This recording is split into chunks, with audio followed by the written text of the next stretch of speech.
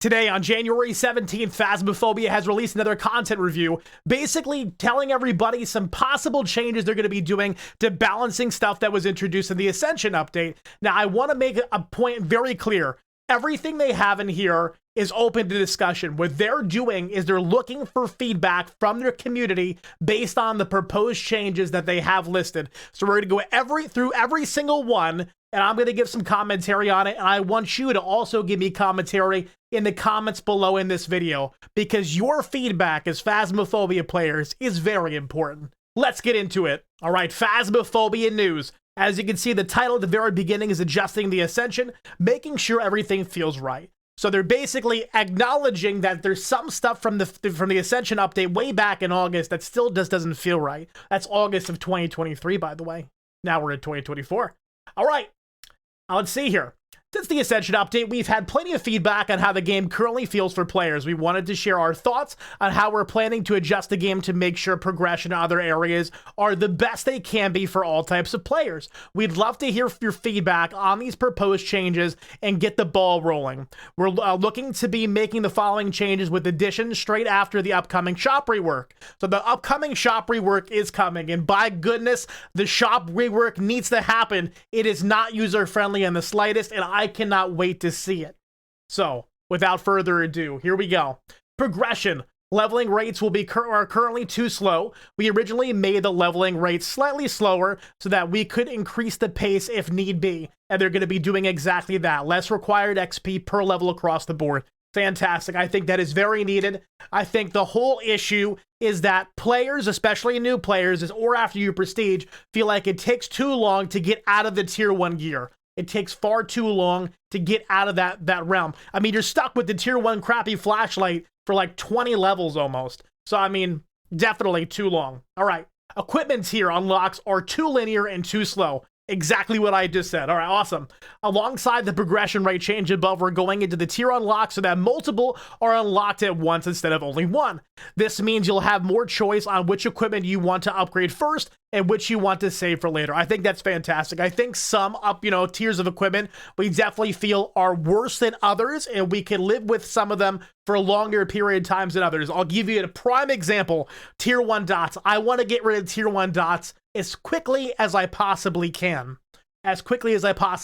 But, you know, my thermometer, I wouldn't mind the tier 1 thermometer for a little bit longer. I don't necessarily mind the tier 1 camera. I don't mind at all the tier 1 Polaroid camera over the tier 2 digital camera. I think the tier 1 Polaroid camera gets the job done perfectly, and I don't need to upgrade that soon. So this is fantastic. That's good news. We'll also be increasing the cost of some upgrades, as at the moment players can unlock almost everything straight away when some upgrades should be something you save up for. Okay, so they're going to be increasing the price of the money that you spend to upgrade things. For me personally, that doesn't bother me, because one way or another, when I hit level 100, I'm going to be losing all my money anyway. And I found that when I do finally prestige, I usually have like $10,000 to $15,000 just sitting around that gets erased and I did nothing with it. So the fact that they're going to be increasing the prices of things to unlock really doesn't bother me that much personally. But then again, you may feel differently. Like if you play professional every single game that you play Phasmophobia for, maybe you're going to have a little bit less money than I will. And somebody who plays intermediate or amateur is definitely going to feel that struggle, because they're not going to make as much money as somebody even on professional. So it totally depends on your play style. So I can see how this change may have a massive impact on some players more than others. Prestiges. Prestiges are a completely optional part of progression. However, we understand that there aren't many incentives right now to encourage players to prestige. Before we go any further in this one, I already know that somewhere in this, it talks about needing prestige levels in order to unlock customizations later on. So how exactly does that make prestiging an optional thing? I mean, yeah, sure, maybe you would just not get those, those incentives. You wouldn't be able to unlock those new customizations if you didn't prestige. But honestly, I think, as any player, you'd probably want to do that. So I don't know how optional it truly is, but that's just my 2 cents. With new player models, we will be adding unique prestige-related unlocks for players to purchase with in-game money, such as accessories for your player models or cool new jackets. That's awesome. I mean, I think character customizations are something that should have come a long, long time ago. And the fact that they're only coming now in 2024, to be honest, has been a little disappointing. We've waited for that content for way too long, and they teased it over 2 years ago. And now we're just starting to get the ball rolling now with it. But it is what it is. Not going to dwell on that for too long. But yeah, definitely like to see that your prestige is going to matter at some point based on gear and accessories that you want to be able to unlock to make your character look cooler. So that's all fine and good. Coming soon for each prestige, players will be able to choose one of the following: a sum of extra starting money to kickstart their equipment loadouts or to save for their first few upgrades, or a small XP boost for prestige only, allowing players to level up slightly faster but have to manage their money better. Okay, so for me personally, since I don't have a money issue, I would want to take the XP boost over the sum of money after prestiging. But again, if you're somebody who finds that they're always struggling for money, if you die quite a bit, then the sum of money when you prestige may be beneficial for you. That way you have money for longer. I think my curiosity is going to be, how much money are we talking about? Is it like $2,000? Because if that's it, that's nothing. But if it's like $20,000, then that is something that could be definitely considerable and maybe worth my while. So I think if them not giving me an idea of what kind of money we're talking about makes this difficult to judge. But for me personally, I would take the XP boost. I would take the XP boost, make it so I can get to the next prestige a little bit faster. I think it's definitely long overdue that prestige had some incentives, because they're right now there is no incentive at all to want to take it other than to prepare yourself for the cool features that are becoming later on with character customizations.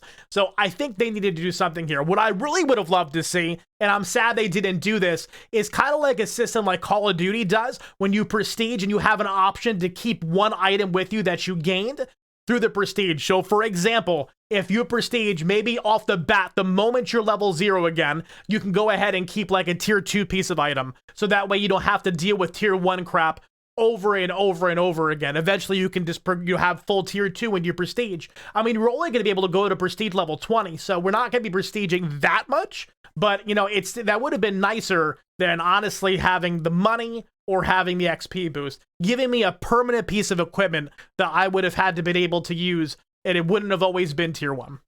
Just an idea. I would have liked to have seen that. Didn't happen. It is what it is. Equipment.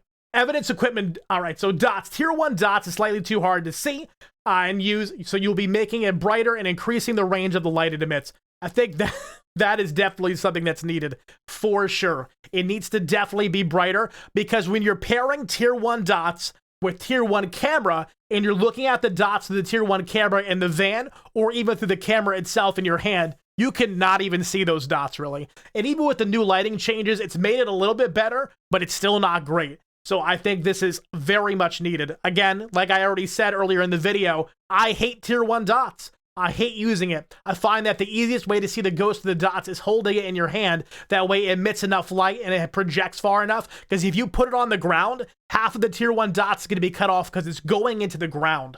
So I hope they fix that as well. I hope the cone actually goes straight forward, even if it's sitting on top of something. All right, EMF reader. T1 needle often gets too close or even goes past the 5 mark during events and hunts, so we'll be clamping that pesky needle a little harder to make sure people aren't making mistakes for evidence. Okay, this is very, very good, because I always found it was a little weird that if it was like EMF 3, it would like almost go towards EMF 4, and then people would be like, wait a minute, I didn't have a ghost event, why am I getting EMF 4? But the EMF 5 was easy enough to determine because it went way past EMF 5, and there was nothing else beyond 5, so you just knew, okay, this must be 5. But I can see for new players why this would be necessary, and I'm very happy they're making this change. T3 will receive a new sound for EMF 5 reading, making it easier for evidence without having to pick it up. That's good, I guess. Yeah, I guess the EMF 5, I should say, on tier 3 EMF definitely sounds too similar to other ranges of EMF. So it's hard to be able to differentiate, is that an EMF 5 or is that some other level of EMF? Because for the tier 2 EMF and the tier 1 EMF, it does have a very distinctive sound. But for tier 3, it all just kind of sounds like a regular digital beep. That's cool. Additionally, we'll be changing where the T3 sensors reads from for PC players. This will make the directional indicator more accurate and feel more intuitive to read. That's fantastic, because I don't know if anybody's ever seen this, but if you're holding a tier 3 EMF and you're trying to use the little arrow to figure out where the EMF reading came from. If it happened through a wall, it's very difficult to figure out that's what happened, because it just kind of points in a direction and you're like, well, where am I going right now? I don't know where to go. So until you see that arrow turn into a circular firm dot, you don't know that's the item or the interactable thing that happened to give you that EMF reading. So all things with the EMF reader, I think this is all fantastic changes. And the dots changes are good so far as well. Now, this is where things are going to take a little bit of a turn, and it's with this thermometer, and I have a lot of opinions on this. T1 never had its randomness to readings, making it much more accurate than other tiers. We'll be implementing a slight fluctuation on readings to reduce its effectiveness. Okay, first of all, why is it random in the first place? It's a thermometer. It's supposed to be able to read the temperature. So I don't know why randomness is even a thing. What is the point? Why are you trying to make our lives difficult? Too many of us, for too long, have had issues where you go into a ghost room and you know the ghost is there, but the temperatures are off and you won't get freezing temperatures confirmed for a very, very long time. You could be on that round for like 15 to 20 minutes and still never get freezing temperatures. Hashtag delayed freezing. We've all experienced it before. I don't know why the randomness is in this game.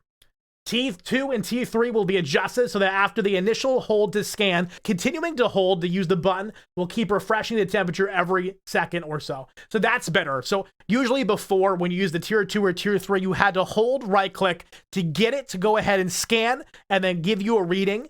And then you would have to do it again and wait that same timer to get another reading. Now you could just continuously keep holding your right click button and it will continuously keep refreshing almost automatically, it seems, as you go along. So every second or so. So that's good enough for me. That makes tier 2 and tier 3 a little bit better.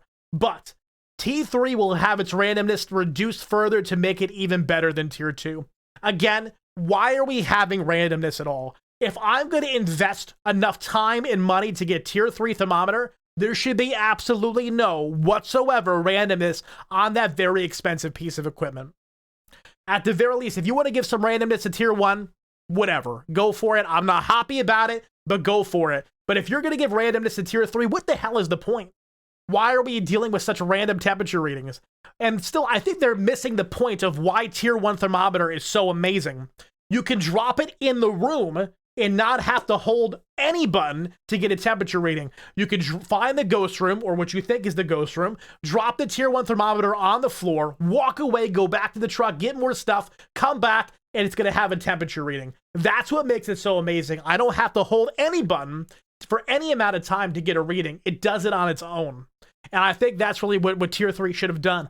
I think tier 2 could have a whole held button, but tier 3 shouldn't. That doesn't make any sense. Just let it automatically update itself no matter where it is without you hitting literally anything but to turn it on. I don't know. Maybe that's a hot take. Anyway, Ultraviolet will be flipping T1 and T2 around so that players start with a flashlight and unlock the glow stick second. This should feel more like a useful progression than it currently is. Hold on a second.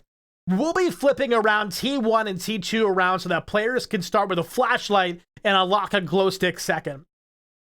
So are they fully admitting that the flashlight version of UV T2 is shittier than tier 1 glow stick? Because that's what it sounds like. And instead of fixing it, they're just like, oh, we're going to flip it around. That's lazy development right there. Why wouldn't you make the tier 2 flashlight better? Because in my mind, it makes more sense to have a glow stick in the first tier because it's not a piece of electronic equipment. So why not? Does that make any sense? Does anybody agree with me on this? Why would you flip it around? Just make it better. That's all there is to it. That's so weird to me. This is one of the weirdest changes on this entire list, is that they decided or they want to flip it around. Optional equipment, fire lights and igniters will be increasing the duration light range for all tiers, giving players new ways to walk around in the darkness. I think this was so needed. And I think a lot of people thought that the lighting changes were going to make it so candles were brighter. And they thought the fire lights, the igniters, was going to be brighter as well, but it didn't. It just kind of made the surrounding area brighter, but it didn't make the light emit any further. And if you guys remember, way back before Ascension, there was a way to do hunting where it was called the Way of the Wick. And people did it for two reasons. One, they didn't need a flashlight to see because they were able to see pretty well with a candle around their surrounding area. And 2, candles were something that made your sanity not drain. So now that's not the case anymore. Your sanity will still drain a little bit around certain firelights, depending on what they are, but they don't provide any light anymore. So I'm glad to see that the light is going to be brought back into those items, because truthfully, I feel like they should be. And I know I'm one of those people who roams around the house sometimes without a light, any light source at all, and all I have is like a smudge stick and a Zippo lighter in my inventory. And sometimes I light the Zippo lighter instinctively to hope that it would provide a little bit of light, and it never really does. Maybe it actually will now. That'd be super cool. All right, headgear. We'll be adding an additional key binding for toggling on and off your headgear slot, as many players have expressed the current method isn't ideal. And I would agree with that. To have the same button that turns on your flashlight in your inventory be the same button that you have to hold and turn on your head cam doesn't make any sense from a UI perspective. I actually don't know how it works for controller players, but I play on mouse and keyboard, so to have this on the same button really doesn't make any sense for keyboard and mouse players, at least. All 3 tiers of headgear will have a new sound when it's being interfered with by the ghost to let players know that they should turn it off during hunts. Oh, thank goodness. Because especially with the tier 2 head cam, sometimes it's very difficult to remember or to see, oh my god, I'm hiding right now from this ghost during a hunt. I have my head cam on still. I need to turn it off or I'm going to die. So to hear a little static or something along those lines, or maybe hear like a light flickering up above you, would definitely give you a sign or an indication, I need to turn this off or I'm going to die. T3 Night Vision doesn't currently have any paranormal interference, so we'll be adding some that to reduce its effectiveness during hunt to keep it on par with their equipment. I guess that's fine. To be honest, if I'm being real with you all, I don't really use Tier 3 Night Vision anymore. After the lighting changes, Tier 2 head cam for me is S tier, and I think that Tier 3 is maybe like A tier at this point. And the reason for that is, from a streaming perspective, when I'm streaming the game, I don't want my chat to see a big green screen all stream. I want them to be able to see the real colors and the real look of the items so that they can go ahead and look on with me. So I use Tier 2 instead. I don't want to see a green screen all the time. So that's just my perspective. And to be honest, the Tier 3 night vision goggles look a little pixelated. They look a little pixelated. I'm sure that's intended, but it's not something I enjoy personally. So I use Tier 2 headcam over the Tier 3. Motion sensors. T3 truck map indicator will be changed to be more accurate and show what it is detecting clearer. Fantastic. I think that is definitely something that is needed, especially with the Tier 3 motion sensors. I think that this is a good change, and I really don't have any comments about it, if I'm being honest. Parabolic microphone to aid hearing impaired users will be making the LED light on the side of the Tier 1 Paramic flash when it picks up sounds. That's fantastic. I actually have a really good friend who plays Phasmophobia from now and then, and they are hearing impaired, and this is something they have expressed to be a problem for them, and I'm sure it's affecting many other users as well. So the fact that they're making it more accessible for users with hearing disabilities and hearing impairment is definitely a good thing. It's always a good thing. Whenever you're making things more accessible for everybody that plays your game, it's a fantastic thing. Photo cameras. T2 will receive a slight buff to photo taking speed. All right, so they're trying to make it so Tier 2 is probably going to be a little bit more desirable than Tier 1. I don't think the photo taking speed is really going to do that for me, to be honest, unless you're trying to like get a photo of a ghost during a hunt. You're like, oh my god, refresh, let me take another photo. Because if I'm trying to take like salt photos or an interaction photo, the speed of the photo is not really going to make or break me. So this kind of is what it is. It's not a big fix, I think. I think if they really wanted to make Tier 2 better than the Polaroid camera Tier 1, they would make it so that the Tier 2 has like a bigger field of view, and that way it's able to get a 3-star photo from a little bit further away. I think that could be something that's worthwhile. And then the Tier 3 photo camera would be able to get a 3-star photo from even further away than that. I think that would be a desirable thing to want to upgrade your photo camera. Just a thought, though. We'll be fixing it for the final time the oversight of taking the ghost photo with a full book. Pesky haunted cameras. We'll be fixing it for the final time the oversight of taking the ghost photo with a full book. Pesky haunted cameras. I wonder if what they mean by this is currently if you have a full photo book and you have the objective still, that's capture a photo of the ghost, it still counts. I wonder if they're trying to fix that with the way this is worded.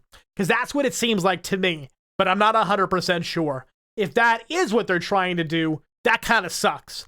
Because sometimes if you're playing in multiplayer, you say to like your friends, you're like, hey, could you leave a spot open in the book because we want to get the ghost photo? And they don't hear you or they don't listen and they just fill it up anyway. And that totally ruins your perfect game. And I don't think it should. So I'm not sure if that's what they're specifying here, but it's something to think about.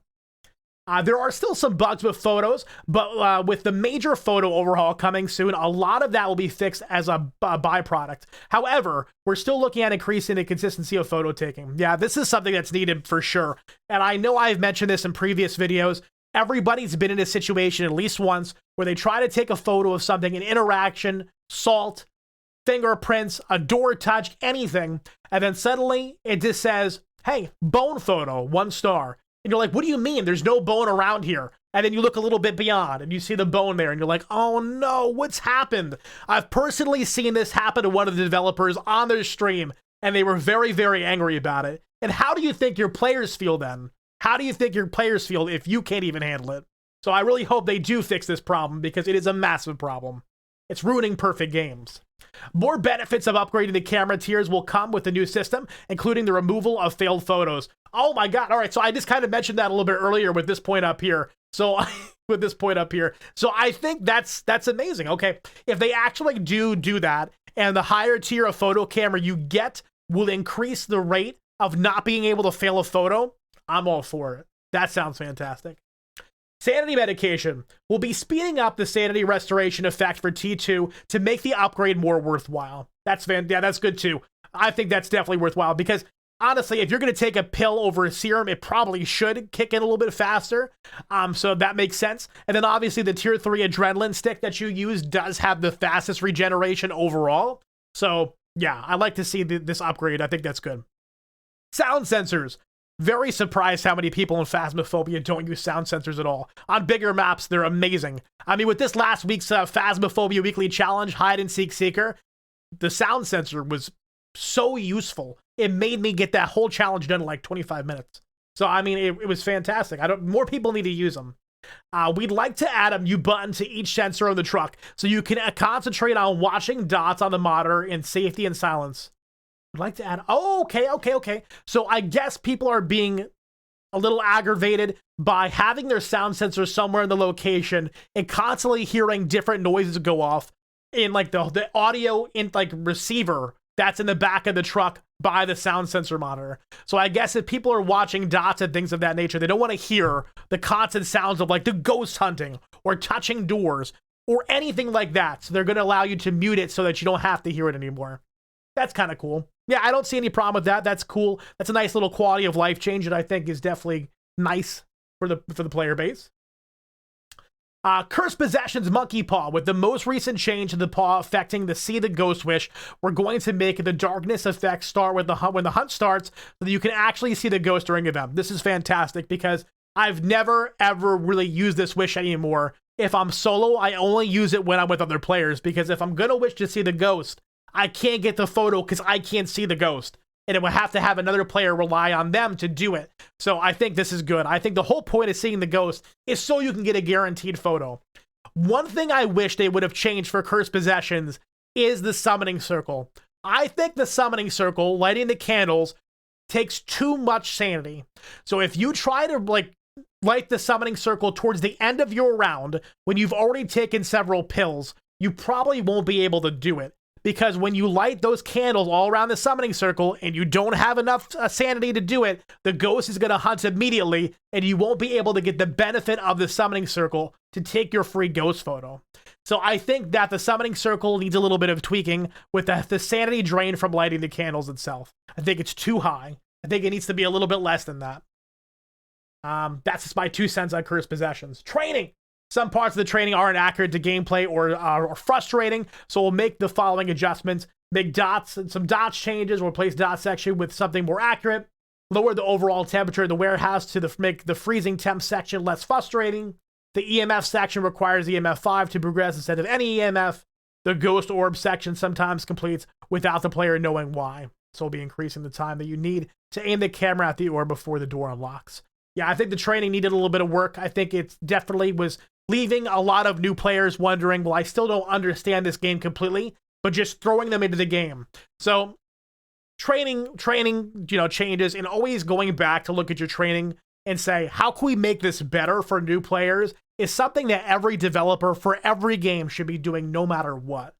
No matter how much time passes, as a developer, you should be saying, how can we encourage new players to be able to understand this game better and feel comfortable playing it? That's a big thing. That's a very big thing. And I know that's one of the reasons I do content creation in general, is because I want to be able to create educational content that allows new players to feel like they understand what's going on. Wanted to be able to end this video with one little comment basically saying that I'm excited that the Phasmophobia developers are looking back at the Ascension update that dropped in August of 2023 and finally starting to balance out some of the things that we've been talking about now for several months. But what I will say is I feel like this is kind of a little delayed. I feel like this should have happened probably at the end of 2023 and not at the beginning of 2024. At this point, we would love to see some new content in the game. I'd like to see a new map. Point Hope, I was hoping it was going to be out already, no pun intended, but sadly it is not, and I really hope it does drop maybe sometime in February, because a new map is very long overdue for this game. I don't know if anybody else feels the same. Maybe I'm being a little overcritical, but as somebody who plays the game several times a week on stream and offline, I just really would like to see some new content for the game. But I do not devalue the fact that these changes are needed. Secondly, I would love to see some bug fixes, because as we all know, certain ghosts in Phasmophobia have not always been acting with their proper behaviors. And you probably noticed this, especially if you are doing no evidence runs. I'll give you an example. For some time now, Onryos have been having an issue where they do tend to eat a crucifix before they blow out a candle.